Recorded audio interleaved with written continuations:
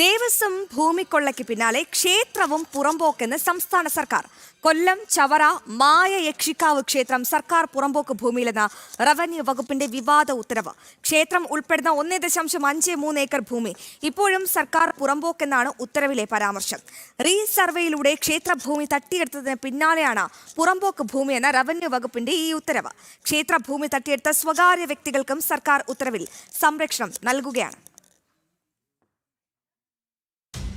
ക്ഷേത്രഭൂമികൾ കൊള്ളയടിക്കുന്ന സർക്കാർ അധിനിവേശത്തിന്റെ ഏറ്റവും വ്യക്തമായ തെളിവുകളിലൊന്നാണ് 100 വർഷത്തിലധികം പഴക്കമുള്ള കൊല്ലം ചവറയിലെ മായയക്ഷിക്കാവ് ക്ഷേത്രം. പഴയ സർവേ നമ്പർ 10365 പ്രകാരം 2.04 ഏക്കർ ഭൂമിയാണ് ക്ഷേത്രത്തിനുണ്ടായിരുന്നത്.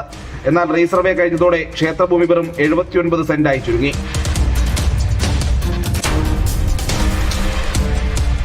നഷ്ടമായ 1.25 ഏക്കർ ഭൂമിയിൽ 63 സെന്റ് ഭൂമി സ്വകാര്യ വ്യക്തികൾ കൈയേറി. ബാക്കി സർക്കാർ പുറമ്പോക്കെന്നും വരുത്തി തീർത്തു.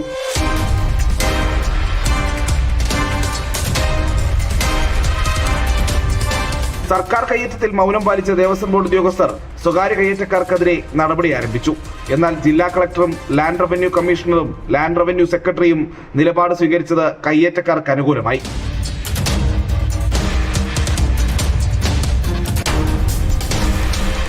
ലാൻഡ് റവന്യൂ കമ്മീഷനുടെ റിപ്പോർട്ടിലാണ് ദേവസ്വത്തിന് നഷ്ടമായ ഭൂമിയും ഇപ്പോൾ കയ്യിലുള്ളതുമായ ഭൂമിയുമെല്ലാം സർക്കാർ പുറമ്പോക്കുന്ന പരാമർശം ഉൾപ്പെടുത്തിയത്.